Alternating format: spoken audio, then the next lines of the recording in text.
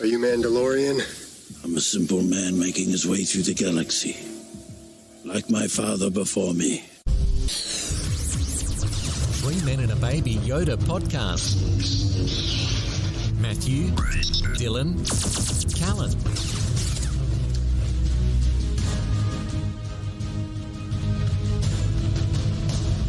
This is the way. This is the way.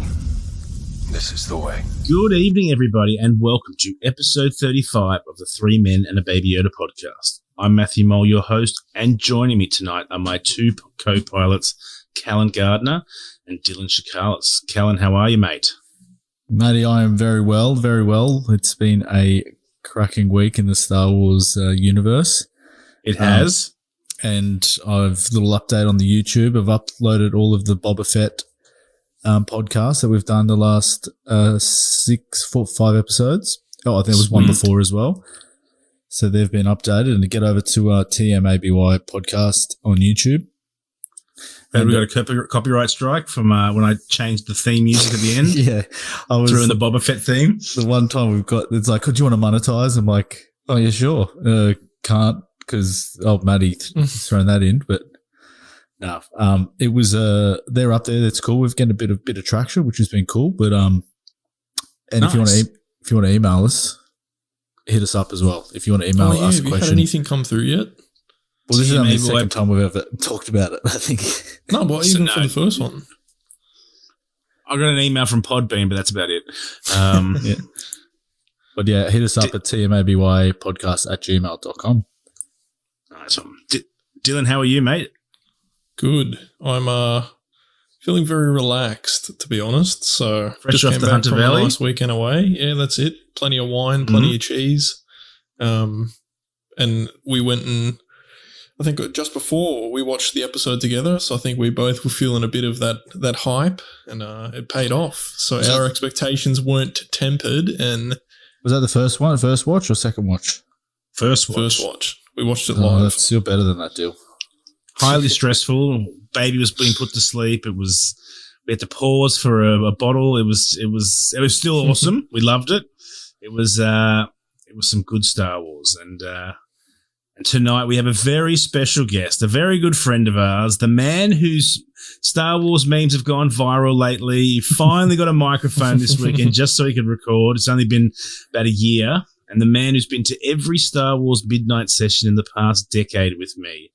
A photographer extraordinaire, a father to a dog called Chewy, just so he can say, Chewy, we're home every day.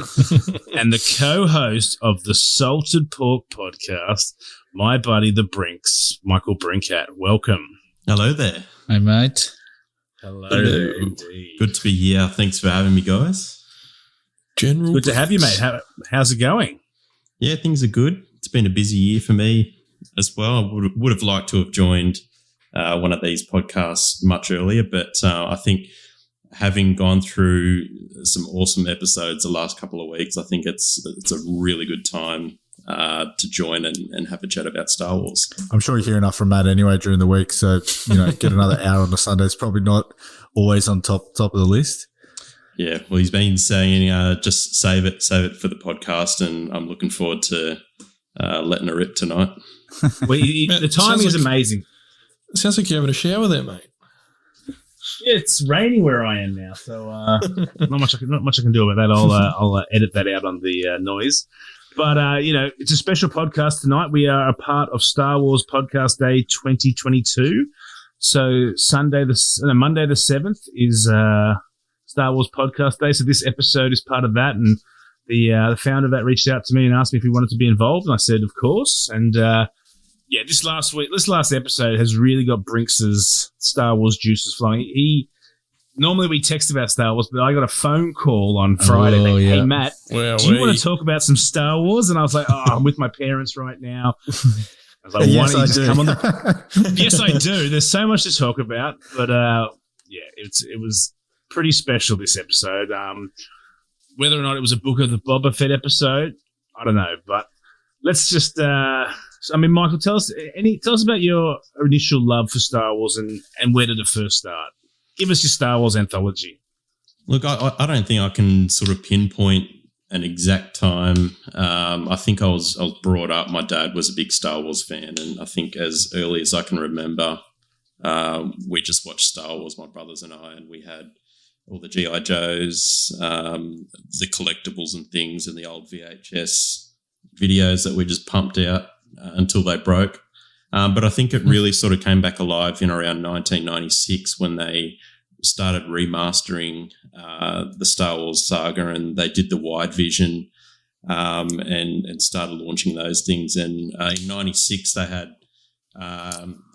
a life-size X-Wing, Darth Vader, some stormtroopers, and a couple of other guys at Sega World back down in Darling Harbour in the day. And I think that when I was about 12 years old, really sort of kickstarted the love for Star Wars, and it went from there. And I think 3 years after that, there was the announcement of the prequels, which just, I think, to sort of see the Jedi, the Republic, all of those things well before Anakin turned to the dark side, really sort of filled in a lot of those questions that we had growing up. And it just went nuts. Every 3 years, a new movie with the prequels, and I think more recently with the sequels, and now the TV series that are all coming out. It's just, it's crazy.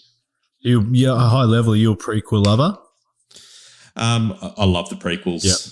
There's a few little bits and pieces that people don't like. I think I saw The Phantom Menace on a pirated DVD that came from Singapore. It was the shittest quality DVD you could ever watch. It had Malaysian subtitles on it, and I remember watching that on my old 4 gigabyte computer back in the day. And that was before I went to the cinema and saw it there. And then to see it in widescreen with Dolby Surround, it was just crazy. So prequels, absolutely love them. Did you love that? Did you love that pod race sort of vibe in the last episode? Gone. It was some of that stuff. Yeah, that was cool. Yeah, I think I made about 100 memes with that Leonardo DiCaprio pointing at the TV and holding his beer with the heat. Sebulba. It was just, Phantom Menace galore. Yeah, it was good, eh? What Maddie, did you did you end up getting that meme for? Is that you that sent me the meme for the thing that the ramp? Did you send me that meme? That was Brincats. That was Brincats. Is that the one that went viral? Yeah, that went viral. I think they got. That was classic. That was good. 25,000 hits on some fan page. Yeah, so we were talking last week, and I sent Brincat about 3 of them. What did I send? We sent like the Queen Amidala one. There was so many memes, and then Brincat just went into overdrive. It just went Owen Lars. He went Sebulba. He was just, and then I was just flicking on my Facebook, and it was just, and I was going to go, oh hey Brinks, this is. Someone's put your meme up, and I'm like, oh no, it's just you submitting the meme to the site. I'm like, okay, well. and then over the next course of the week or so, they're just everywhere now. And then I look in the right hand corner, and the watermarks there, Brinks07. So yeah, I get about 100 notifications on Facebook a day. I'm like, I should really turn those off. It's the same meme about 6 times on 6 different pages, just coming up. Any money in those memes, or just no Star Wars notoriety? No, I did tag Hamill himself on Twitter, hoping that he would catch on to one of them. I think there was one where he's Luke's piggybacking Grogu, and I tagged Mark, but he hasn't responded yet. Mark's very selective about what he likes. I heard, yeah. And then, but it takes a very special moment for a like, and then another level is just the retweet. That's the holy grail, and well. There was a moment that Mark Hamill retweeted us. He shared our tweet in appreciation for the return of Luke, and that was just. I got a lot of messages. Did you get one out for this episode or what? Oh no, I'm not gonna harass our good friend Mark. No, well that's the thing. No, not yet. Well, that's the thing. That was such a special day, like December 18. Now he just comes back every year, so I'll hit him up next year or something. So Michael, tell us about your most recent Star Wars purchase. I'm sure Jazz is going to listen to this, so you can keep keep as much as you want off the table. But what have you been buying Star Wars lately? I mean, you and I, we love our pops and Star Wars paraphernalia. I can see the Falcon behind you. Well, yeah, that might look like a big purchase, but she actually bought that for me 2 Christmases ago, and it took me 12 months to unbox it. I didn't even take the sticky tape off the postage box. I wanted to sort of film all of that bit by bit, and I'm slowly doing that. But I think, to be honest, the most recent Star Wars purchase has been some A New Hope minifigures to go into the Falcon. So the ones that come with the Falcon are The Empire Strikes Back, Luke, Han, Leia, Chewie, and C-3PO. And then it comes with the optional Force Awakens set up with, I can't remember the characters' names, but I'm going to sideline those guys and put the New Hope crew. So I've got old Ben, Luke in his Tatooine get up with the lightsaber when he's training, and R2-D2, which don't come with the Lego Is set. that like the 7,000 piece Falcon? Yeah, 7,500 piece. Sweet Mother Teresa, jeez. So that there's about 60% done, and it's about 12 hours build time so far at a steady pace, and the time lapse is 30 frames per second that I'm doing, which is about 20 minutes of footage. Jesus. So I think it'll probably get to about 20 odd hours once it's complete. Wow. That's cool. That's It's a cool really video. exciting. It looks cool. But I think if I can sneak another purchase in, it'll either be a Grail pop or maybe the AT-AT Star Wars Lego, which is pretty impressive as well. It's massive too. It is a massive piece.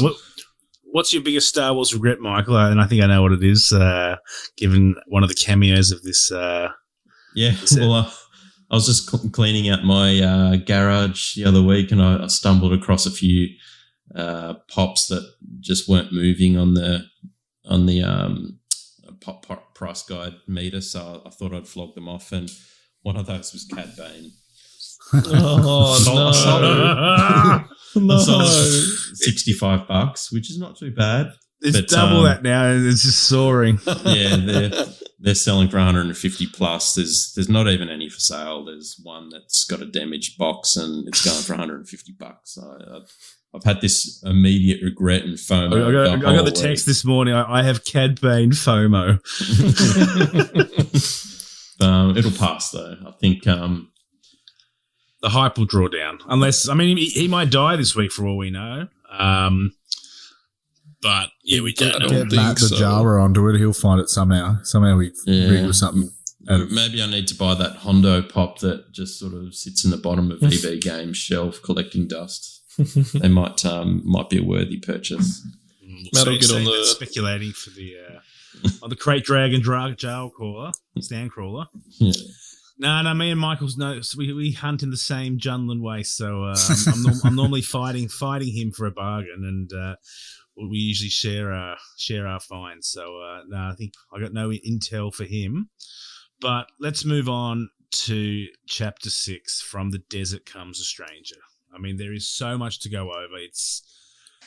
It was amazing. It was just insane. I mean, it was just pure Star Wars. Yeah. Cal, how did the episode hit you? I mean, tell me when and where you watched it, and we'll go into it, but just tell me how you felt afterwards. So I watched it a day late, which isn't something I usually do, but it's I watched it, and I reckon I watched the whole thing, went back, or I've never paused a Star Wars, something at Star Wars, and rewound in my life just to hear moments again.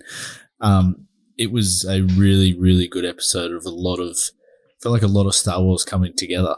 It was really cool. Mm-hmm. I loved it. It was an absolute classic. Well, our buddy Steele said episode 5 was a giant hug to prequel fans. This was just a punch in the face of Star Wars. Like, it was... It was a lot. You got to literally watch it twice, and then it's still a lot the second time. It is, and I'm not going to ask you where you watched it because you sat next to me, and Jaw was on the floor. We were just sitting there in complete silence when my baby was crying and I had to run upstairs quickly and paused.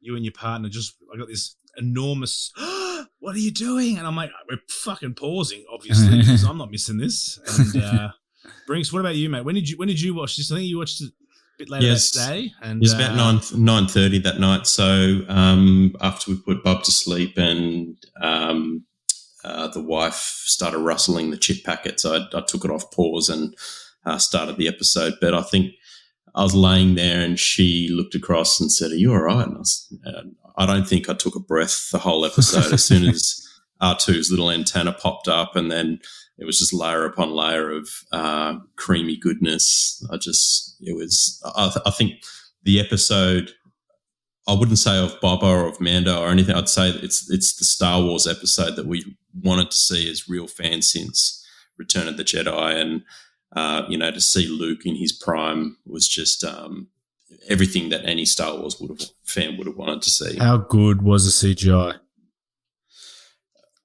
That was some of the best CGI I've ever seen. I really think they redeemed themselves from. There's a lot of critics from that final episode of Mando. I mean, that was brilliant work, but so many people came in with deep fakes after, and probably did a little bit of a better job. But I think they really took a hard look at what they did and redeemed themselves big time in this episode. It was just phenomenal. What's the thing? Lucasfilm hired Shamu, who did the best deepfake of it, and brought him on board. And they've actually done a lot of they took a lot of time with the words as well that Luke used. Like, apparently S's and T's are really hard to enunciate with the mouth and CGI. So they used a lot of words that focus on the back of your mouth. Like, I thought it was weird when Luke says back home twice in 2 sentences, and that's because it's easier to deep fake that as opposed to other words. And so they were really careful with the script, and also did a lot of the words off camera as well. So, it was just insane, and we'll go into it. But I mean, straight off the bat, like one of our predictions for last week was, Callan said Mos Pelgo, Cobb Vanth ain't coming back till season 3 of Mando. So strike one for Cal there. But, straight away, Pikes and the spice deal. And I didn't notice this until the second. Well, I thought it was a mistake or something, but he shoots 3 guys with 2 blasts. So the first bullet went through and hit the second guy. And then he's just like, think it through. You see, you're the smart one. And, just this. I mean, we've seen a lot of negotiation with the Pikes and the spice in Solo and in Clone Wars and in Bad Batch. And, you see the kind of guy that Cobb Vanth is, that he just kicks the spice into the sands of Tatooine.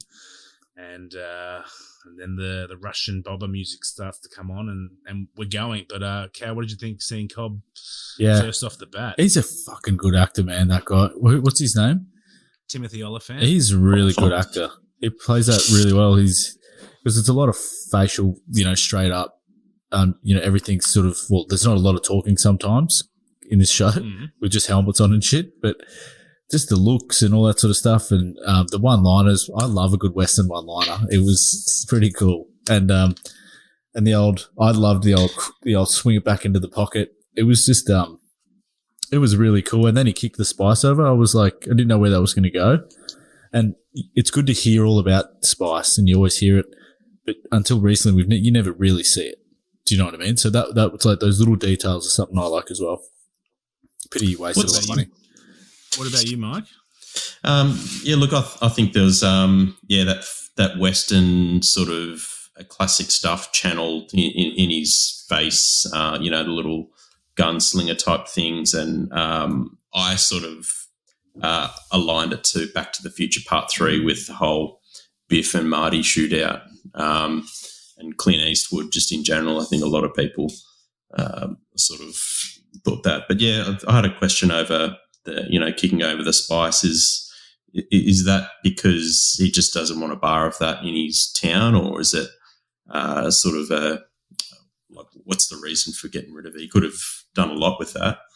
Well, I think it's sort of showing a test to the character that he is. Like, he's not, I guess his moral compass is he doesn't want that spice in Mos Pelgo. He doesn't want to go in through there. And, if you found 50 kilos of cocaine on the floor, what would you do? Are you going to try and sell it on the black market, or what would you do? I mean, it's a tough decision. I mean, you either have got to push it and get rid of it, or you make the problem worse. And I think it's just showing that the character that he is, he's just a good guy, incorruptible. And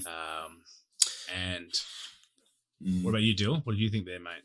Well, do you think you should attempt it? Well, look, I think my question here was a little bit similar to Brinks. It was, why did he let one of the Pikes go with the credits and leave the spice? Because my thought when he kicked over the spice and, this whole thing unfolded was, was it fears of getting Mos Pelgo or, Freetown involved with the Pikes further than they may already be? But would killing a few of them and letting one go not then, give them all the more reason to come back through with a vengeance? Yeah, it was a bit of a silly decision. Which is possibly why we see at the end of this episode, Cad Bane, but yeah. I think it's important. Like you see that in a lot of movies where they let one go to get that message back to the big boss to say, "Hey, look, Mos Pelgo, if you want to come, you're going to have to fight us, and we're not a little town that you can just come and run through and not push over, run your spice game here." But I think it's probably a little bit of arrogance on Cobb's part that he thought he could do that and he would send a message, but they clearly came back at the end and sort of showed him who the bigger gang are. Did anyone else think, like, is Cobb just out there hiding behind random moisture farms and just be like, oh, someone's stuck. What are you doing here, boys? Like, it was on patrol. Where the fuck has he come from? Yeah. And it was like those guys were stuck, or he said they were stuck, but they were just randomly just chatting. Doing a drug deal. Yeah, I know, they were doing the drug deal. In the middle of daylight. But they were in the same car. Like, what about the whole, showing off his Marshall belt buckle? Like, mate, the double tap on it. Little measly fucking little buckle you got there, mate. Like, come on. These lines show that I'm the marshal and I tell people what to do. Yeah, that was a cool line. So, do you think he still feels like he has that armor on? Boba's armor. He's still got that power. It's showing and this is what they're showing in the show, especially with him, is that he's continuing to do what he did before without the armor. That's right. Like he said, much more carefully. So he's continuing the story or his character without the armor, and sort of Boba Fett's doing the opposite as well.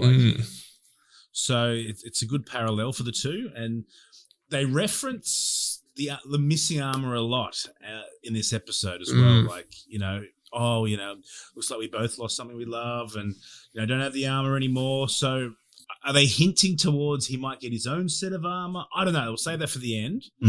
But we move on. Cameo number 2. Mando in the N1 fighter. And if you listen to the sort of subtitles for the hearing impaired, it says arrives on a verdant planet. So it doesn't give anything away, but we all assume that's Luke's academy that we saw in The Force Awakens being burnt down. Is there any anyone got any guesses of what planet it is? Or no idea? It's never been announced. It was never announced in the sequel trilogy. It's been called Verdant Planet. It's just basically green planet. And then we see the radar of R2-D2. What did you give us your mind and your physical soul being during the moment R2, which is obviously indicating we're going to see the next thing. But paint the picture for us. Well, I think R2, I've always had a soft spot for him. He was my favourite growing up. I've got all these droid micro machine toys and things, and I just seeing him wiggle and do his little noises and characteristic beeps and things. I started shaking seeing that. I was just so excited. But I think straight away I knew that, I didn't think they would go into seeing Luke and Grogu in this episode straight after that. I thought maybe in chapter 5 that was a little cliffhanger. We'll visit that again in Mando season 3, maybe going back to see Luke and Grogu. But the fact they went straight into it after chapter 5 and you see Luke, it was just no words. It was just Star Wars for me. So, Dill, you were sitting next to me, and you were pretty jaw dropped. Yeah, I think as soon as we saw the antenna come up, it was, and then I looked over to you, and then I was like, no way. You just looked over with your eyes all like opened up, and I think we shared that. It's actually happening. Holy shit. They actually pulled it off. So. I know. And so, for a split, Mando lands, and then it's quite funny. Did you pick this up that when he lands and gets out of his ship, that the droid pit that's been sealed, R2 is actually in the droid cockpit for that split. So the camera pans through and you can see R2 through, and it looks like he's in the Naboo fighter, sort of like giving that kiss to free window. Yeah, it was really cool. And like R2 looked like he was in the ship for a sec. And then I'll have to go back and watch that. Go back and watch that. It was Do you think that's kind of a very subtle way of saying that was the ship that Anakin flew in the Phantom Menace? Do you think? I reckon. I don't know. Could be. They love these Easter eggs, and they'll probably never tell us. But that's a really. I reckon Luke will end up saying a comment about the ship or something, and then you'll know. It'll be something like that. But well, that's what I was saying last week to Matt. That do you think Luke would have some sort of force sense or force? I don't know what you call it. That Anakin was in that ship and he sees a fond memory of him in his good time or as a good kid. I don't know, but yeah, it's a long shot, but longer shots have been taken. That's for sure. Yeah, we've thrown a lot more shit at the wall for sure. So and then we sort of he gets out of the ship and gets led down the path. I'm like, where's Luke? Where's Luke? Where's Luke? And then all of a sudden, these weird androids are just that was so carrying cool, rocks and building the Jedi Temple. Does that mean R2-D2 is sort of the queen ant droid? Like, yeah, that's what I put down as well. Giving orders to everyone. I reckon they're repurposed gonk droids. They almost did look like that. 3-section gonk droids with R2's white and blue. Yeah. So hive mind R2-D2, but. I think someone needs to make a shirt that says, "Is this a bench?" Like that. That's my next one. That's the kind of Star Wars comedy. Like that's the kind of humor that's really good. Like, is that a bench? How long will I be waiting? Like, then the classic turn off. Then it should be him like sitting on the bench and he's just like a skeleton in his armor. It panned out such a great scene that you see the droids and then full widescreen looking at the planet from the other side. And I saw a meme just literally before we got on and saying, Din Djarin is such a dad that, he goes to pick up his kid and takes a nap. He's so tired. Like,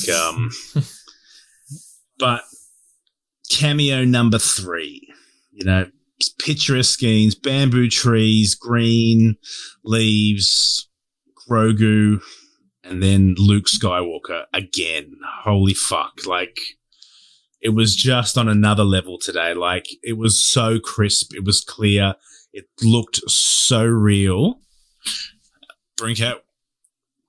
I can only imagine Jazz and your giddiness, and she would be laughing at you because you're just like giddy like a child. Well, yeah, a lot's probably more going through my head than what was going through her head. For her, it would have been, Luke Skywalker, cool. For me, it was like they've nailed the CGI and like it looks like him, it sounds like him, and then I'm just thinking this is everything we wanted to see in our childhood before the prequels came, before the sequels came, and that was what we thought Luke would do. This sort of hermit on another planet, starting up an academy, but. For me, looking at how much airtime he got in that CGI form says to me, and I'll say it now, there's potential they can make either a full episode, a full series, a full movie, feature-length movie. It would take them 100 years to make it, of course, but I think they've demonstrated that Luke Skywalker in his prime is possible in a CGI form at some stage. Yeah, I reckon we need to call him the Frog Lord from now on. Like, he can just pull up frogs whenever he wants. He's like that. It was so fucking good, man. That scene and Grogu, watch this. That was top tier stuff. And that's the thing. Like, it's it's a combination of everything that makes Star Wars magic, and like Ludwig's music, like when the score was Grogu is picking up the frog and it's Ludwig's theme, it's amazing. And then when Luke picks up all the frogs, and the music is like the Luke theme from the finale, and then just mental, like goosebumps. Like I'm just getting cold thinking about it right now. Like, and then we move on and. They're going for a walk, and it's so funny. Like he's lagging behind, and he just force lifts him. I called it a force leash. Force leash. Just pulls him along, and then the topic of Yoda comes up, and the Yoda theme hit. Like tears on the back of the eyeballs, chills, goosebumps. Were you there, Dill? Like you were sitting next to me. Yeah, I got the iconic Matt Mole. Leg grab. Yeah, the leg grab and then the sighing, and I was like, here's the tears. There we go. Yeah. But no, it was very Here cool. come the waterworks. But even the parallels to Empire Strikes Back, where even the way he was running through the trees and jumping over rocks and the somersaults, that they were 100% parallel to Luke's training with Yoda. It was just incredible to see. And I think there's something I'm picking up in this episode with Luke's behavior, and I guess it sort of fits with his age, is his arrogance and impatience. And I think you'll, as we go through the episodes, pick up on things like like the Force leash, and the way the words that he uses when he speaks to Grogu. He's very, very, very keen to get this Jedi Academy going, and it's almost like he'll stop at nothing to get it moving, even putting his own interests in front of the others. So, but yeah, it's something you'll see as we go on. And that flashback for when he put his hand on his little head.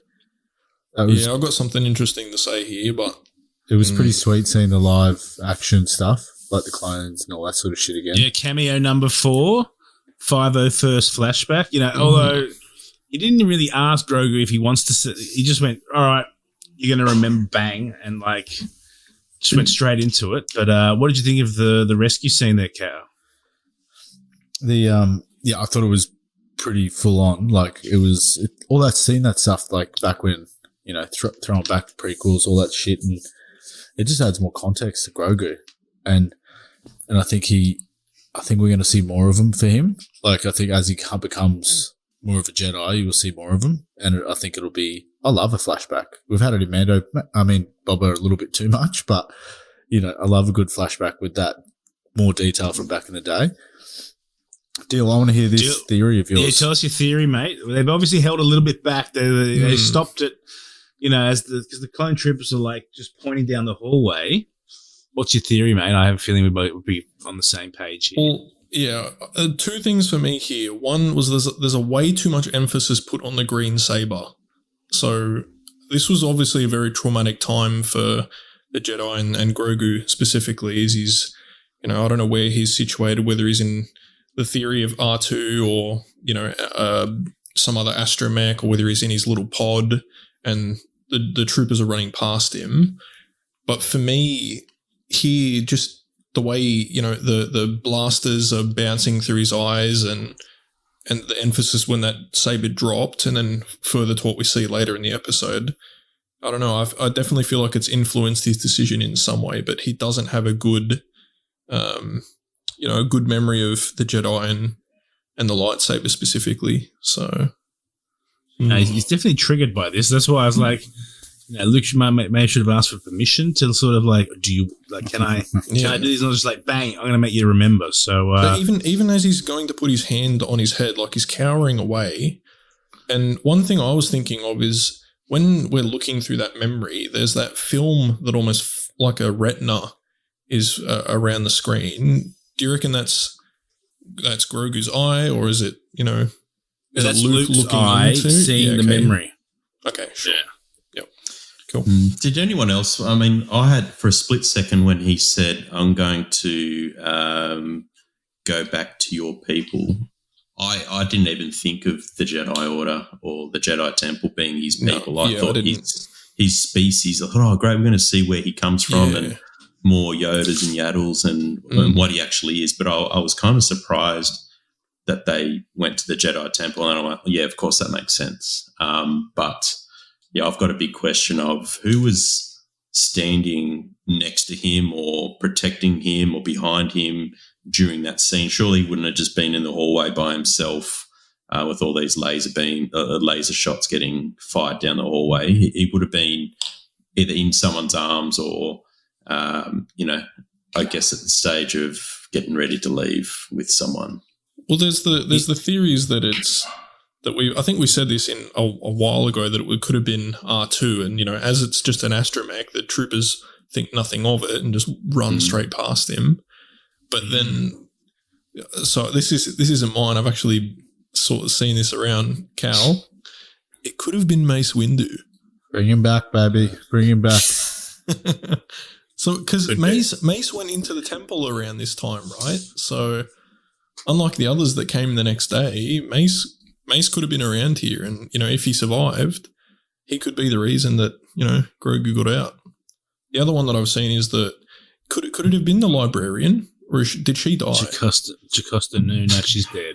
Yeah. Okay. No, she depends. She escapes, but there was, and I was texting Brincat with this earlier. Barriss Offee, her symbol is on the wall in that flashback. So who's Barriss? Barriss Offee is the Jedi that was arrested for framing Ahsoka, and she lost. Oh yeah, right. She wasn't wrong in what she did, or she was wrong in that she blew up people, but her views on the Jedi becoming soldiers and puppets and losing touch with the Force, she was bang on, 100% correct. But the Jedi didn't know that yet, so she's rumored to be coming back in the Ahsoka show. She was best friends with Ahsoka. Maybe she saved Grogu. Well, it's definitely something that's going to... They've left that out on purpose, and it's something that they can explore and they can make a series about. Like, the possibilities are endless. You can make six episodes about Grogu's anthology at the Jedi Temple to find... He's got 50 years, so... Do you think there's a chance that he could actually speak English or whatever the mother tongue is, and whatever's happened to him in that trauma, he's forgotten how to speak, he's forgotten the Jedi way, he's forgotten a whole bunch of things? Like, surely, he understands what people are saying to him when they talk in English. And during his training as a youngling, I'm sure Yoda or whoever it was training the younglings would have been speaking English too. So it's kind of weird that he doesn't speak after 50 years. Well, I think for his species, like 900 or 1,000 is the lifespan. So the first 50 are like, the premature baby years. And like you saw with the Ahsoka episode, like they were just chatting in complete silence through the Force. So I don't know. It's a bit of a tricky one because they sort of have that Force connection that maybe it doesn't need to talk because they're able to communicate in other ways. And I'd love to hear Grogu talk. I would love to hear that's the thing. There's a theory that Yoda had issues speaking Basic because it's just not natural to him. And the reason he struggles, the reason he spoke the way he spoke was actually not because that's the way they speak. He was just like struggling to speak English or Basic properly. So anyway, we'll find out one day. Even that sounds more sophisticated than English speaking in riddles. It does. And then, we move on to cameo number 5, and we're only 14 minutes in. 14 minutes and 30 seconds in, and Mando has been waiting so long that he's fallen asleep. And we anticipated this one because Dave Filoni doesn't seem to be able to do anything without Ahsoka Tano. But at the same time, I was like, nah, he's not going to find a way to bring her into this. And she's there. And when she says, I'm an old friend of the family, oh my God, that was like chills. Like such a, I don't know, like, Michael, you said that everyone's wanted to see Luke in his prime in his academy, but every Clone Wars and Rebels fan has wanted to know, do you think we'll ever see a day when Ahsoka and Luke Skywalker will talk about Anakin together and share a moment. And, you know, that was something everyone's ever wanted. And to see her now here, it's just one step closer. And, you know, cheeky R2, he's like having the dialogue and this is why R2 brought you to me. And they go, you know, they have Ahsoka sort of is sort of playing gatekeeper to Grogu now. Like she's sort of trying to keep Din away, but not too aggressively. Cal, what did you think here, mate? Mate, this scene that came up here, I was holding back. It was I had it right in the feels. It was how we said. I think she said Grogu misses you a great deal. I was like, nailed me, and yep. He just absolutely loves the little dude. It was cool, man. It was that whole father-son stuff that has been in Mando that got built up. And it was like, you just felt, he didn't even talk sometimes. He would just stare off into the distance, but you just felt it. It was really, really good scenes. And Ahsoka just made it even better. Seeing her in full, you know, call it full form. I just can't wait to see her kick some ass as well in the future. So, Dill, do you think she looked better? Like, there was talk in her first live action that her Lekus weren't long enough. She looked a little bit off, but they seemed to like with a deep fake and they sort of make the big improvement. She looked even more on song this time. Yeah. She looked good. Well, it was, for her age, yeah. Yeah. And something, I've seen the memes going around here of like Cal, you're saying when he's looking off into the distance, there's that Pedro Pascal like crying under the mask. I think I sent a meme to the group earlier in the week. That was funny.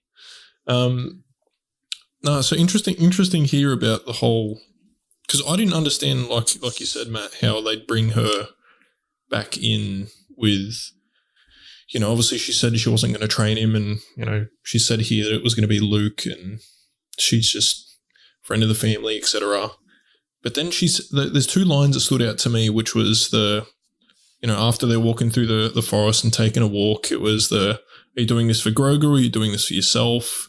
And then, you know, when she's questioning Din about the foundling, you know, he was a foundling under his protection or whatever.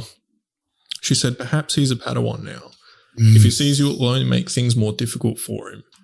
And the score was so good. But and it goes back to the whole Jedi path of, you know, solidarity and, you know, no attachment and whatever.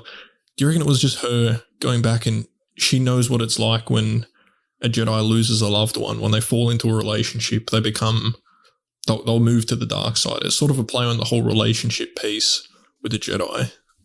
No, I think she's just more so just laying out all the cards on the table. Like, you know, she's like happy for him to see him if you really want to, but just so you know, these are the consequences. And it's funny, they have a really good dialogue, you know, because he's like, you know, I want to see Grogu. This is for him. He's a foundling. He deserves this. And then she's like, well, it's a Padawan. And so then Din, like, you know, and this shows what a good daddy is. He's like, well, regardless, this will protect him. And he's like, you know, I've come all this way. I'm not going to see him. And then he says that line just going, make sure he is protected. And that guy who's in the mask and his posture, his stance, you get the emotion from a bloody faceless mask. Yeah. And it's so powerful the way he stands and the way he holds himself. Like, you can read it. And then, you know, that music was just... Yeah, the music was so good. I think I said to you, Dill, it's like, let's go wake up my son. I need to see him. I think, Michael? Back to your point, Dylan, about, you know, what Ahsoka was saying and the question she was asking him, I think given that Luke's kickstarting the Academy, you know, you want to get the foundations right from day one. So they've learned a lot through what happened to Anakin and Darth Vader and the amount of work it took for his redemption to come back to the light side. So I think Ahsoka's probably been briefed on, hey, look, we're going to start this Academy. Here are the foundations. Here are the rules. Here's the Jedi way. No attachments. Mando's a big threat to our success of the Academy. So when he comes back, just make sure he understands that, hey, he's a Padawan now. He's training. He can't be seen, can't be touched. I think that's exactly, a really... Yeah, that's exactly where I was trying to get at, you know. Yeah. The whole attachment piece. I didn't know, has Ahsoka been there the whole time with Luke setting up this academy, or is she sort of flying in because she could see that Mando is coming in, that, hey, I'm just going to come and make sure that everything's okay? Is she a big part of this academy moving forward, or is she kind of a hands behind the back and letting Luke sort of set things up, and she's going to go disappear again? She's still looking for Thrawn, so she'll be back and forwards. She didn't want to train Grogu back No, when. she didn't. So what makes her want to be part of training other Jedi and starting the academy if she didn't want to have the responsibility of training Grogu? Because at the same point, like, she turned her back on the Jedi way, if I'm right in saying that, Matt. Like, Yes, Dylan, you're correct. Yeah, cool. She, there's no real purpose for her other than her own interests at the moment, and that is Thrawn. Well, I mean, I feel like, she's one of the strongest Force users in the galaxy at the moment, up there with Skywalker. She's probably more senior. She's got way more experience.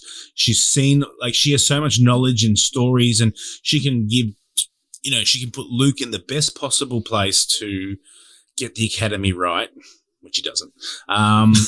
And obviously she's drawn to Luke being the son of her master. And, obviously this Force being and restarting the Jedi Order is probably something, she knocked back Grogu only because of his anger and his attachment. And she's like, I've seen what that does to the best of us. Yep. So I'm not going to go through. She's got scars from Anakin. So, she's not going to do it, but she's going to let Luke do it because he agreed to take it on. And she's not, like she said, she's not going to stand in the way of other people's decisions. So, they laid all that out, but also she's there because Filoni's directing. So, but she's in the right time, the right place. They've kickstarted off her show. This was her backdoor pilot as well, and it's all. I'm not fine, mad about it. Not mad about it at all. It was awesome, and then just when you thought you haven't had enough, they're like, let's give you some wonderful Star Wars feels now. We're gonna have some training. It's the same backpack from Dagobah. Like Luke's just been collecting items. Like he's got the same backpack. We get the do or do not. There is no try. Sort of reworded. More Empire Strikes Back montages, like the backflip, and it's just very special Star Wars. Like the score is just hitting all the notes. The top of the bamboo, feel the Force around you. And then, Force music and chills and, just the goosebumps. So does Yoda gets his lightsaber back at the end of Revenge, doesn't he? He gets Bail Organa. So where does it come from? Where did that? I think he finds it and rebuilds it, doesn't he? Listen, if you're 900 years old, you've got more than one pair of shoes. So you'd think you'd have more than one lightsaber. So, yeah. But in the comics, Vader won. But Palpatine, in a sort of like Nazi-esque fashion, of like the Nazis to the Jews, they burnt all their books. He burnt all the lightsabers in some propagandist display. So Yoda's lightsaber was in that, but they haven't really made any announcement as to what there's done, but it's safe to say Yoda may have had another one. And in the visual dictionary at Yoda's hut, there was a little compartment hole where Yoda keeps his lightsaber. So maybe after he died, Luke rummaged through his shit and just took all the stuff that was good. And so I'll hold on to that for later. Or may have come back and ransacked his hut. I saw a meme today that it could be Yaddle's. And someone was quick to say, Luke does say this was Yoda's in the episode, but is Yaddle a real thing? And did she have a lightsaber that he could have kept as a spare when he lost his? Yaddle's sort of come out of the thing. Like it's there was always, Yaddle and Yoda fucked, and that's how Baby Grogu came. And Dylan, I think you had a point that we missed. You wanted to etch on with the. Oh, it was just a quick mention of the, as as Din's leaving the planet, Grogu's in the distance reaching out. So, whether he sensed his presence or, if, I don't know, it's just an interesting piece that I think we missed. Yeah, it was a cool. It just adds to the Grogu love of Din and back and forwards. It's good. And it adds to the whole, again, to the decision that he needs to make at the end here, right? So he's getting very conflicted thoughts here. Well, I mean, that's the thing. Like, they're really tugging on the heartstrings this episode. Like, there's just so many points. Like, you see that one, and just when I don't know. I feel like you're just chock full of Star Wars, and Luke ignites the green lightsaber, and then there's just more and more. Filoni's just piling on the Star Wars love. The training remote comes out, and I don't know. Brincat, you and I are first time kid owners. We're probably a little bit rough with our kid, and we're probably just learning how to. He's pretty rough with that training. Like shoots the child with the remote, jump. Is that all you can do? He's a bit of his OH&S is a little bit off. It's like it was like he was trying to get him. I get that whole like Grogu's put everything at the back, like in the back of his mind. He doesn't want to think about it anymore, and he's trying to shake it out of him. Like, bring it. You've done this shit before. Like, that's the vibe I got. He's trying to, he's buried something really traumatic deep down, and he's trying to trigger him and agitate him, make him angry, where he's just going to all of a sudden burst out and, do some force lightning and almost be like a little Pikachu or something. But do you see that as, an ignorance of, I don't know how much of his father he knew in terms of the path, but, is triggering him and angering the best way to do it? I wouldn't say he's angering him, but he's trying to sort of motivate him. Well, it's like poking the bear, putting him under stress. Like, that's the thing. He needs to. Ben did the same thing. Put the blast shield up, zapped him. You need to be focused to channel your force. Yeah, so that's what I aligned it to. That scene is like you'll figure it out type vibe. You need to be under duress to fully harness. It's not going to be easy. It's not just turn the force on, click it on, and do your thing. So he's got to put him under a little bit of duress, but he was also a bit rough. So, but that's the thing. First time trainer. So I'm sure things will go nice and smooth with Ben Solo. So and going back to when he's doing the training and he ignited the saber again. Just want to touch on that point that I said earlier again. Like Grogu intensely watching Luke flail the saber around. PTSD vibe. Yeah, he's in his eye again. You just see that green saber just flying around, and I don't know if necessarily he had an upset look on his face. He actually did look like he was in awe, but I don't know. Again, they're just emphasizing this whole green saber. So he probably saw Anakin plow through a million younglings in the Jedi Temple, and he's now got this. He knows that Luke's a Skywalker, Anakin was a Skywalker, and now Anakin's progeny Luke is there trying to train him and say, "Hey, look, this is the Jedi way." When you've just like his last recollection or experience with a Jedi was Anakin Skywalker plowing through all the younglings. So there has to be something really traumatic that I think Luke can't see past that Grogu's holding on to. 100% with you all the way. No, it's definitely something there, and maybe Luke's not aware of it, but we get some really awesome Attack of the Clone vibes when he starts to jump and he's doing the Yoda flips and everything. Yeah, that was sick. And he's just avoiding the remote, and then just Ahsoka comes out and sort of you see Luke just training and then standing behind him, and she gives him this look. They just have this chemistry about them as well. It's very, very funny and just so weird and wonderful. The moment they're sharing together, and there's lines like, sometimes the student guides the master, and you just look back on all the Clone Wars episodes and that Ahsoka and Anakin had together, where she sort of got him out of trouble and she learned so much from him.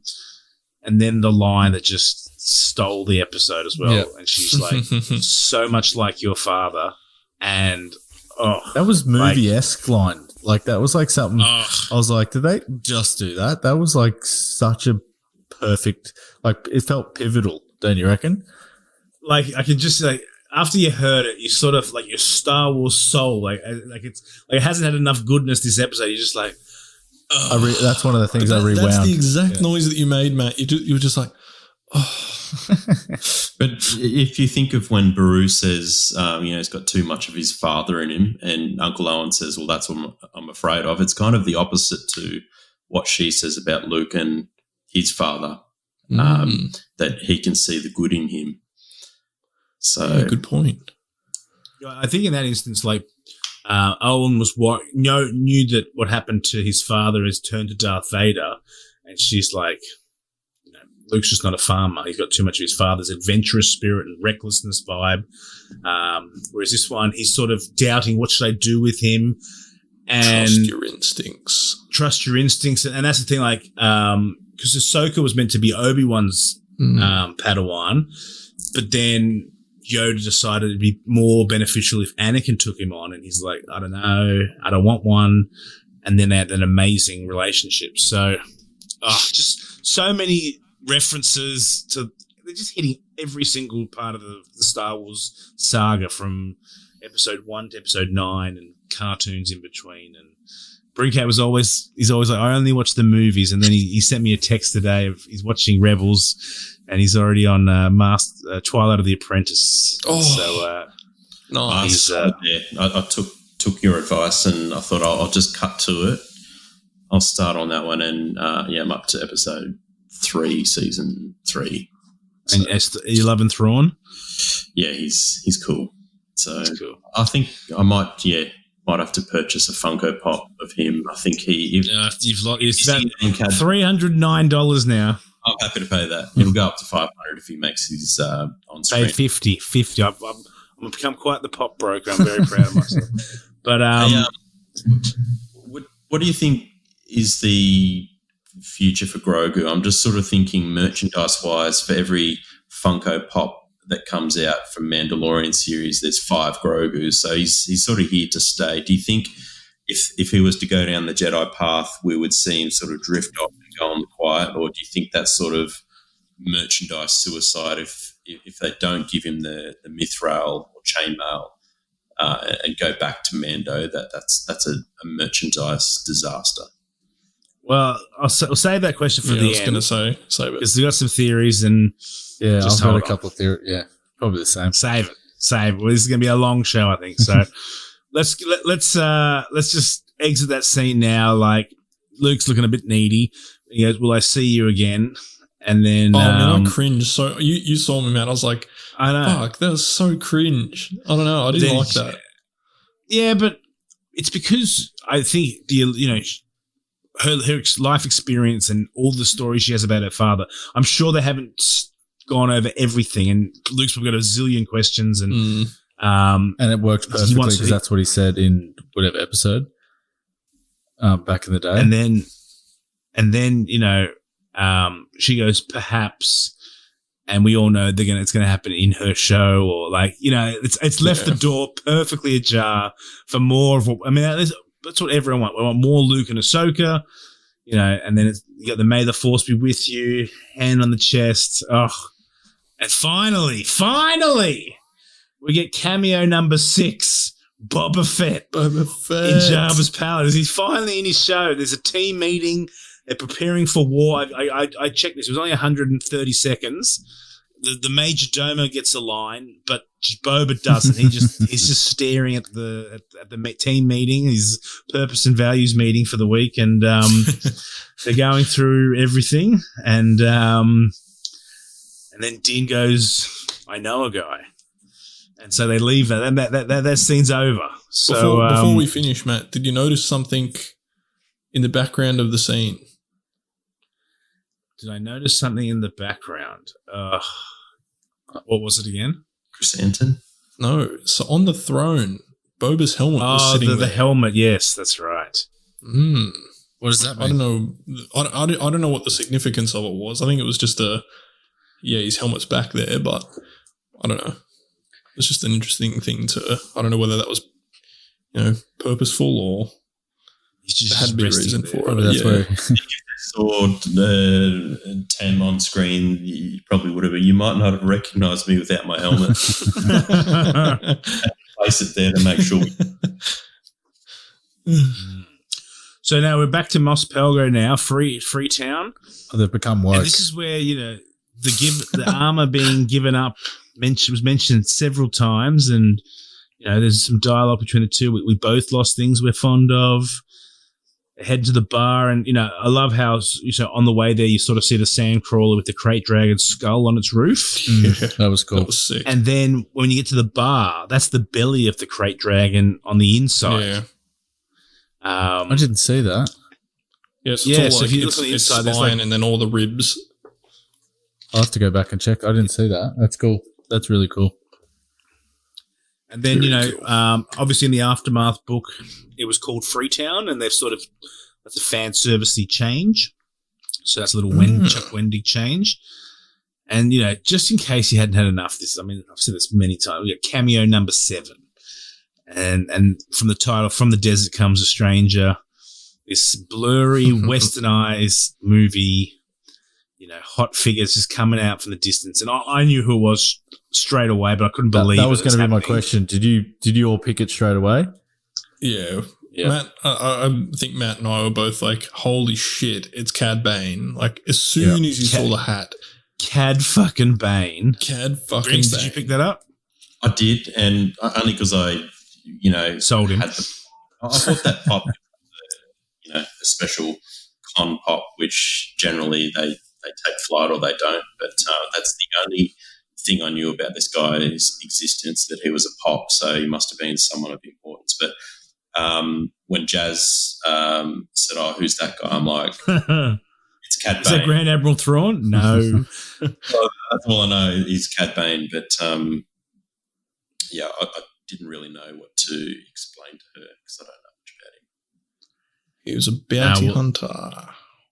Big bad it's boy. a bit hypocritical, I got to say. Like, whatever Fett is paying, you will match. Boba Fett is a cold-blooded killer that worked for the Empire. The Empire, this right? is a guy that worked for Palpatine, stealing Jedi, stealing Force-sensitive children. So to turn them to Sith. Like, exactly. Come on. So yeah, it's a bit on the hypocritical side. Was But just the outfit, like his face, everything was just really well done. His teeth were super fucking gnarly. Like, it was fucking nailed. Really cool. Absolutely. Really well do you think done. the teeth looked a bit like the guy? What's his name in Lord of the Rings? Return of the King. His mouth's like sideways. But the teeth were a bit sharp teeth. Now, Bringer, you've been sending me pictures like the people are fixing it. Like, but I think the Duros, it's good that he wasn't super blue because he's he's fucking old. He would have aged a bit. I was comfortable with, and he doesn't have. And I love how you should never stick your nose where he doesn't belong. Ironic. It's from a guy who doesn't have a nose, and I think I saw the meme. What was this like? Well, Cad Bane, you don't have a nose. The Forrest Gump meme. His voice was perfect, but his voice was really well done. It's Corey Burton. It's the same guy who's done all the Clone Wars and episodes, so they kept that on track. And then the crescendo and lead up to it. I mean, it was pure Western. Another mention, you should never have given up your armor, and then just Deputy Dipshit panics and Deputy Dipshit. Yeah, I saw the deputy. He did, didn't he?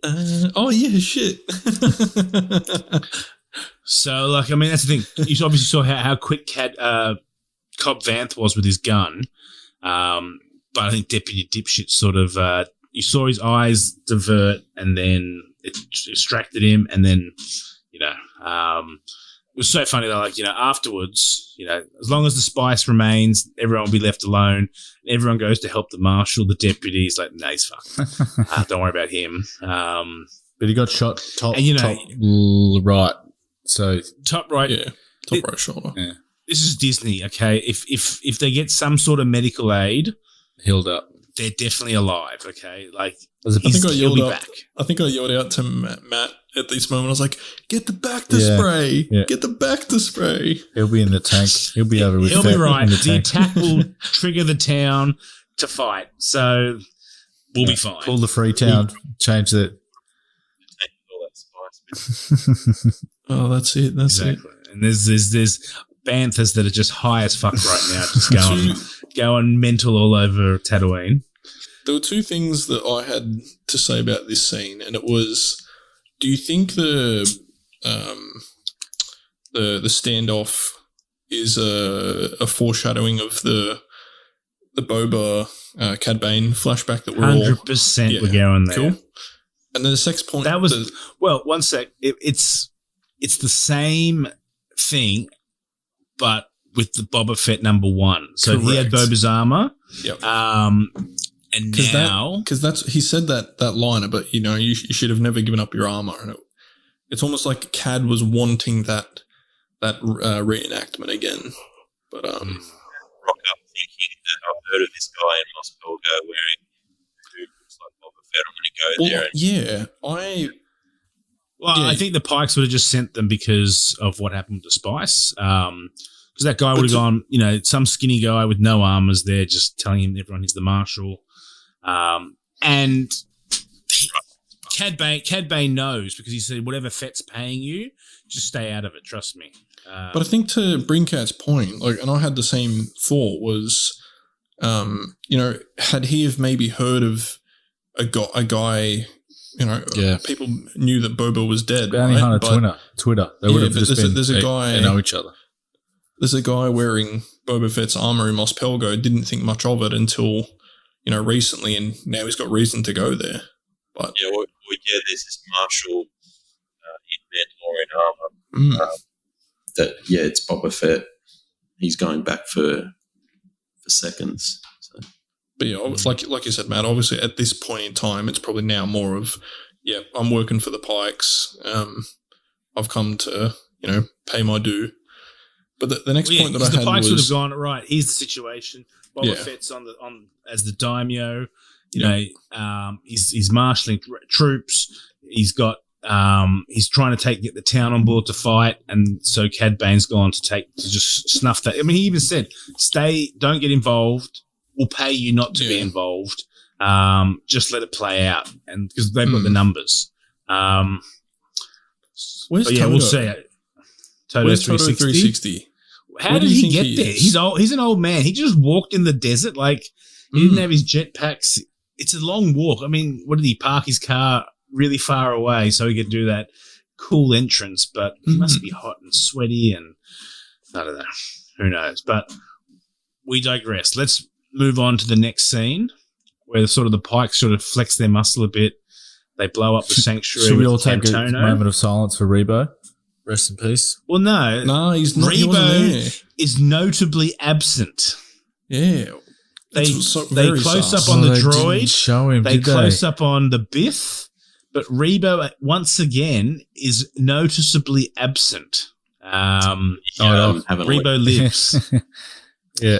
So, and Jennifer Beals, Garsa Whip, she had a very visible scar on her neck, and she looks like she's been blown apart as well. But there's more to play there as well. Like, it was interesting. They definitely they're all dead? needed to ramp up the Pikes' danger, like, because up until that point, you see them peddling spice, and they hadn't really flexed their muscle in a aggressive sense yet. Do you reckon everyone died in there? Yeah.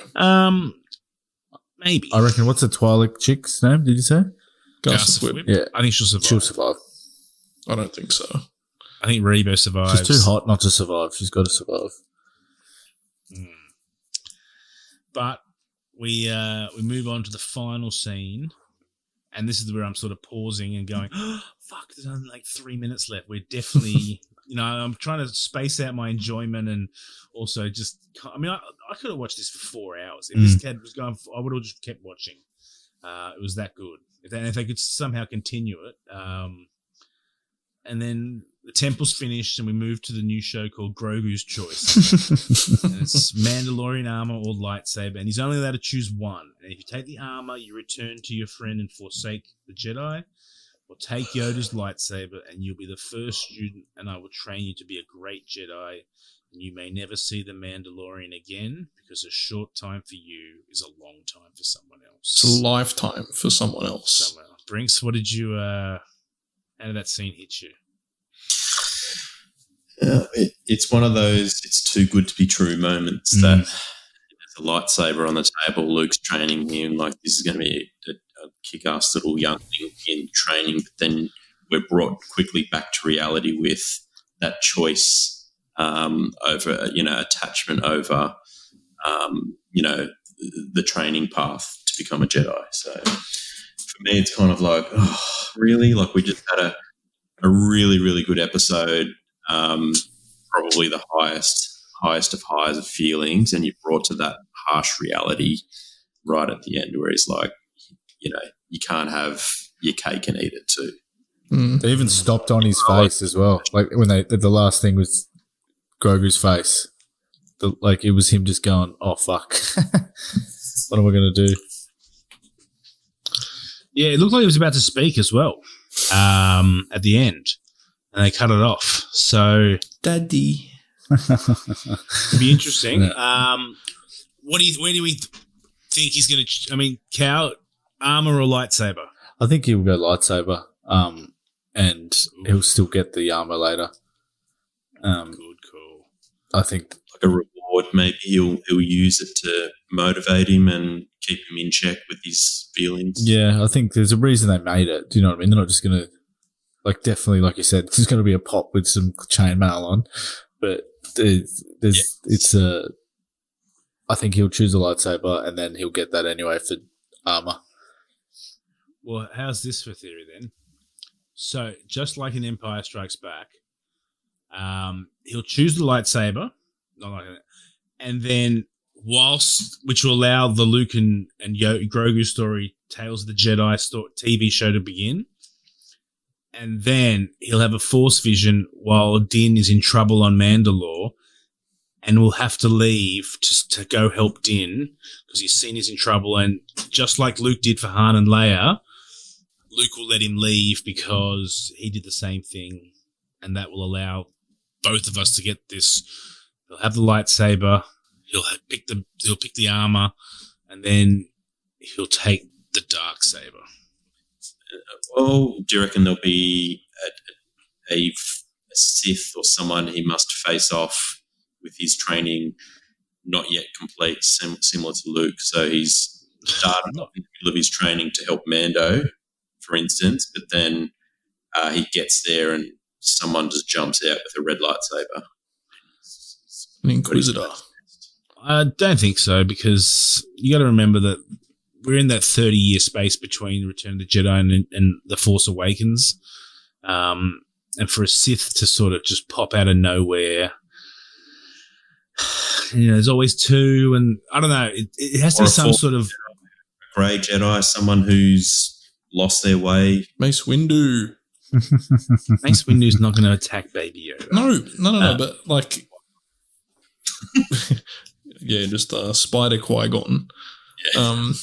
Not sure on that one, but I like that theory, Matt. I like that theory a lot. There's definitely, because the whole Mandalorian Chosen One thing sort of was like Tar Vizsla was the Force sensitive Jedi Mandalorian, so Grogu definitely fits that bill, unless they sort of make Din Djarin Force sensitive all out of nowhere.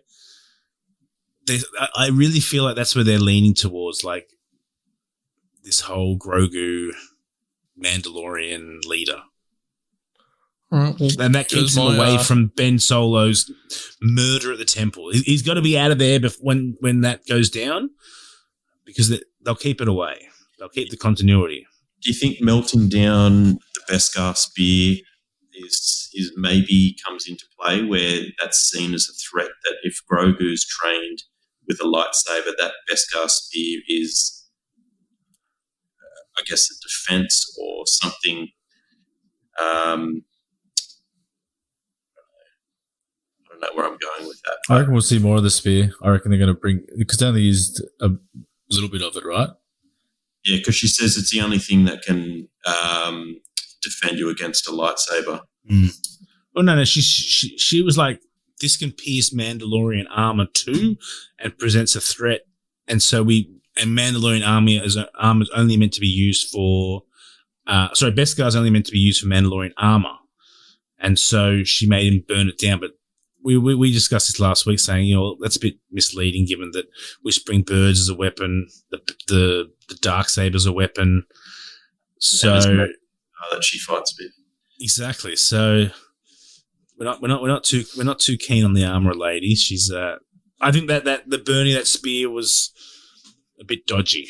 So that'll come. We'll find out. I think the armor will become a villain at some stage. And I reckon it's Rook cast. Have you heard of that theory? Rook cast, of her being Rook cast. No. So they say she was the female who led the female Mandalorian who led the Shadow Collective of the Super Commandos in the Clone Wars, and Maul was the leader of it. It plays into your theory. Ooh. So she's a bit of a bad looking bitch. I love it when Callan goes deep. Yeah. She's a bit of a bad bitch as well. Mm-hmm.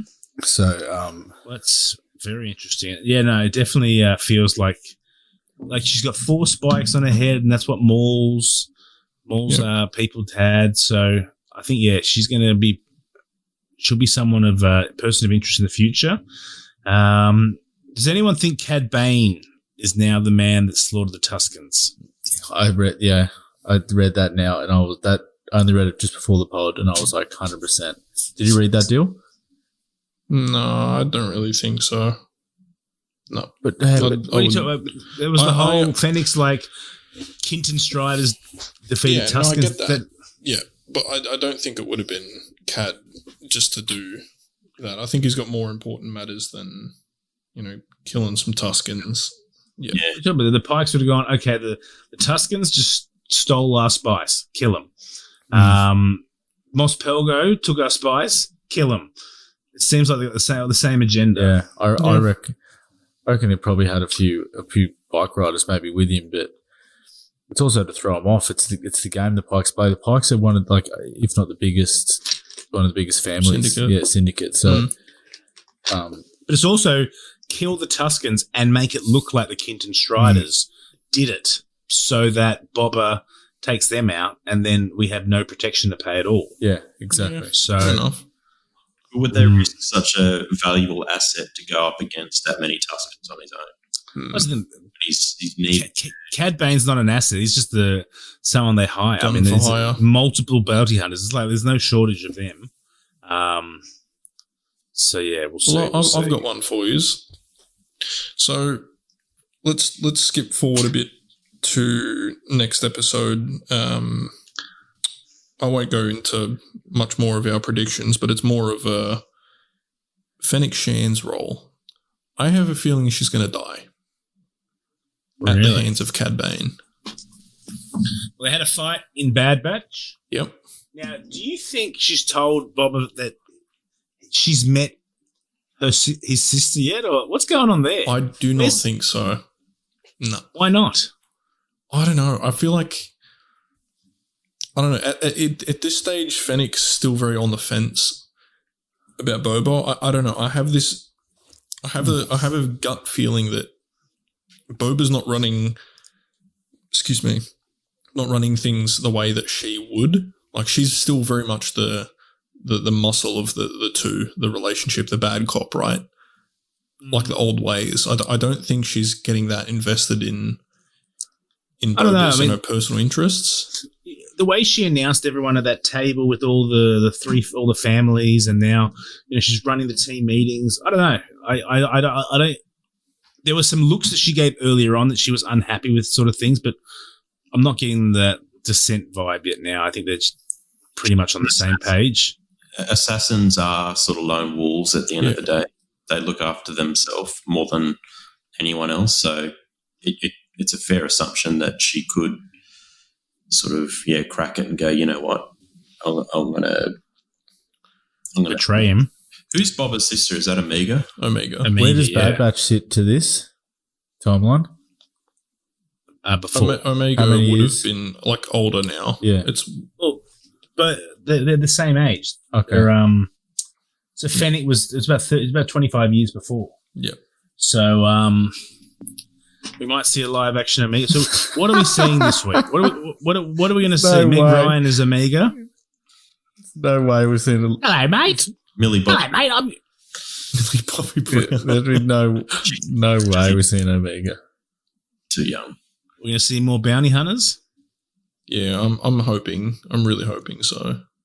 I've got a good feeling that the Tusken, like, it just did not make sense that Din goes to Freetown and Boba doesn't, go in search of the Tusken warrior and the other, even just the other Tuskens. Like, word travels far with their tribes. Yeah, Gandalf's with the Tuskens, so he'll come on the 5th day. 100%. So, like, there's going to be a wave of them running over you're going to hear a, and then here they come over the sand dunes and they're on their banthas, and mate, it's going to be unreal. Theater and speech in Tusken. It's going to be like Braveheart, mate. They're just going to come over the hills. And, do you think he washed his hands with the Tuskens though? Like, because he throws that his staff thing in the fire when he's burning all the bodies and sort of. That's the small kids. That was your L plate stick. Yeah. So that's what you have. That's what you start off as, and then you sort of level up and get your gaffy. But so, just touching back to my theory with Fennec Shan passing away. So, mate, what if Boba's lost everyone but Fennec to this point now, right?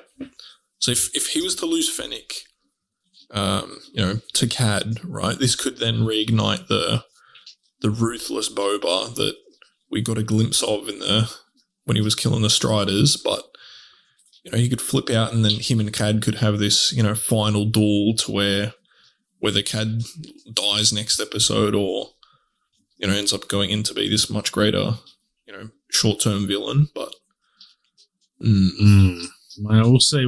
Are we going to see the Boba on the Rancor?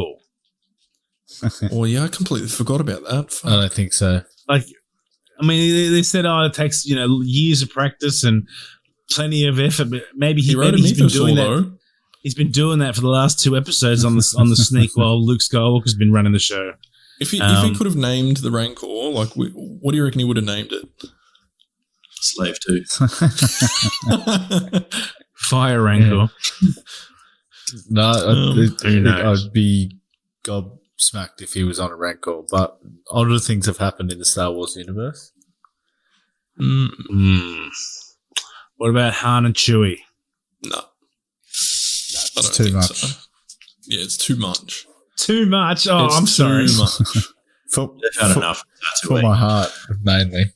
If you could get Harrison Ford to come back, even if it was like a CGI version, you'd have to fucking pull him from the grave. Like, well, I told Brinks this morning, like, they've photos of Harrison Ford on the set of Indiana Jones wearing, those pointy things on your face, which is indicating they've got de-aged Harrison Ford. Oh, sorry, Indiana Jones. What's to say, hey, just one last come time. back for one scene and just do this. He'd be like, and we'll give you $5 million or whatever. Like, just fuck it's that. Part of you got to do it. Or the Falcon flies in and kicks it, does a bombing run and flies back out. I don't know. Yeah, the bombing run, and then you see them in the cockpit. They need some sort of either cliffhanger or, hype moment to finish this off. It's not going to be like, oh, hey, we defeated the Tuskens. Huzzah. Yeah. Everyone have a melon. Thanks for watching, guys. We'll see you next year. It's going to be something big. And I'd laugh my question is do you actually think they're going to tie this up in the next episode? Because I don't. I've flipped on what I said a few weeks ago. I don't think it's going to end here. I think it's an hour and a half episode. You reckon? It's the Book of Boba, so it's not. I think a book has multiple chapters, and this has got obviously chapters as episodes, but I don't think it's going to wrap up in one episode. It'll be enough to segue to Mando season 3, but also have more side stuff for Boba after Mando season 3. Yeah, because So the Book of Boba Fett will return for another season? possibly, because even if what's to say that they actually go to war this next episode? They could still be preparing for the war. They have to go to war. Who Trust me. knows? For 3 episodes, he's gone, we will be ready. Yeah. The war is coming. We will be ready. So where the fuck is this war? Like, He's back to tanking 100%. he's leveled up, but he's had the big mushroom. He's big Boba now. There'll be a war. It has to be. How long we think the next episode will be? I What's your reckon an hour and a prediction? half. 90 minutes? Too long. That's a good ass guess. Dylan? I'll go with 72 minutes. I'll go with 74 minutes. I hope I bet you're. You won't. So the Hawkeye was an hour and something, so it could be. We could see a big one, but I don't know if it's going to be wrapping itself up. I don't know. I'm very confused. I mean, these were amazing episodes. Were they Book of Boba? The fact that they're happening in a show called the Book of Boba Fett, I don't know, but I'll take it. I'm so filled up with goodness. Yeah, I feel like there's going to be a massive payoff with the Tuskens that is going to make the first 3-4 episodes worth getting through. Like, it just doesn't make sense to now have left them out of the whole series. You know, That's the thing. Like, it's the Book of Boba Fett. The first 4 chapters were his backstory. Mm-hmm. You know, not every book focuses on the main character every page. So we've had us little, Mando side story, Luke Skywalker's whole episode, and now has to be back on Boba now. And what we get, that's the thing. I love the fact that I don't know what we're going to get, and I'm a little confused because, you like to sort of predict things, but we don't even know if we're getting another season or if it's going to segue into Mando season 3. When we're going to see Mando season 3, there's production issues with COVID. Like, is that the reason why they brought so much of the storyline into this? I don't know. I like that. I really think Mando season 3 doesn't have to do any of the backstory for Grogu. And do you know what I mean? It's like they'll just be able to kick it off straight away. Straight in. Yeah. And I think that's like it filled a lot of gaps for that new season. Is Grogu going to make his decision next week? Yeah, well, I wrote down 3 different scenarios, and you covered off pretty much all of them. Yes, no, maybe. Yeah, no. Like I had a thought of, he would choose the saber for this reason, he would choose the mithril armor for this reason, or there'd be a situation where he'd choose both. But we've covered them all, so there's no point me going into them. But is it going to happen this week or in Mando season 3? I reckon it'll be Mando season 3. Yeah, I think they could use that for the first episode. They won't show you choosing it or anything. He'll just come in with the armor on, and then he'll light that bad boy. What if it's just like right at the very end of the Book of Boba, the finale, you just hear the chain armor being rustled and the lightsaber going off. Oh, El Paso, why don't we have both? ¿Por qué no los dos? You'll have the armor on, and then he'll ignite the dark saber. So fuck the lightsaber. Okay, can we actually have a? Yes, I wrote this down as well. The whole dark saber thing, and him being because you spoke about Grogu and the Mandalore, with the dark saber uniting everyone and stuff last week, right? Yeah. Talk to me more about that, because I just can't picture Grogu holding a massive dark saber in my mind, and how he gets there. He's quite small, but he'd have to win the lightsaber by creed, correct, and have claim to it. And then once he has claim to it, it doesn't matter what you look like or how big you are or what you're. But the fact of the matter is, he's part of a foundling. He has the not the lineage, but the sort of Mandalorian creed. Yep. And then he'd have to help them, gather the troops to get Mandalore back on their terms. So I don't know. That we're talking maybe 2 seasons of backstory to get there. I don't know. It's we're a long way off. Helmet on too, wouldn't he? Exactly. So it's all very exciting. We are 2.5 nights away from getting some completion, and even if, I mean, everything we got up until this point. I mean, Michael said to me the other day, if we don't get Crimson Dawn, it needs Crimson Dawn to redeem itself. I think after what we got this week, it's fully redeemed. Yeah. In your eyes, yes? I think this has redeemed the whole sequel trilogy, the last 2 chapters. Michael's saying that he's going to pretend that the sequel trilogy didn't exist, and it just starts now. Yeah. Up to date, this is the latest Star Wars installment. They've definitely made any. If anyone had any of those, they hated it or any bad vibes last week, because you can't complain with anything. If you're complaining about this, you just love complaining. Yeah. Seriously. Yeah. Well, there's so many people complaining about, yes, they've done it great, but how they did it, that some of the CGI, even Cad Bane, his face should be longer. And shut up. Blue, and people just aren't happy. Like, seriously. It's a space opera, and they've given fans everything we ever wanted, and now they're complaining at the nittiest of small things. It's unbelievable. You can't win everyone. People are the worst. But Michael, absolute pleasure having you on. Tell us where the good people can find you and your lovely photos, and tell us about the Salted Pork podcast quickly as well. Salted Pork podcast, it's now full steam ahead that I've got myself a mic. So the graphics are done, the Twitter page is up, the mic's here. We're just waiting for some trailers to drop. We got a whole heap of movie posters with, I think, about 15 different characters holding rings and swords and weapons. It's a Lord of the Rings podcast, by the way. Lord of the Rings podcast, The Rings of Power, which is pretty exciting. So, yeah, I'm on Twitter. Brinks07 is my handle on Twitter. I do photography as well, which is completely separate to that. That's under After Dark. But I think for the next 6 to 12 months, you'll see more of me in the podcast world, particularly in Salted Pork Pod. Would certainly love to come back here as a guest as well. It's been a lot of fun tonight. Perfect. No, it's been great, mate. Awesome that you got the mic, and looking forward to recording some Lord of the Rings goodness with you. I'm going to suggest we watch all the movies and have a good chat about them and get some catalogue going. Cuts. Yeah, probably an extended cut marathon at the Orpheum Theatre in the most. I've got a sore back just thinking about that. But guys, it's been great. It's been one of our longest episodes, and it needed to be. But not much left to say other than may the Force be with you. May the Force be with all of us. Bring Mace back. He's not coming. Wow, what an episode. I think we can all agree that was a 10 out of 10 pure Star Wars episode for us all.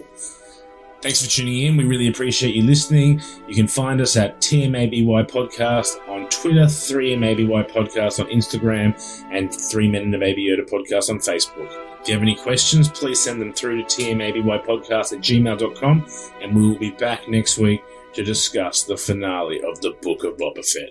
We'll catch you then.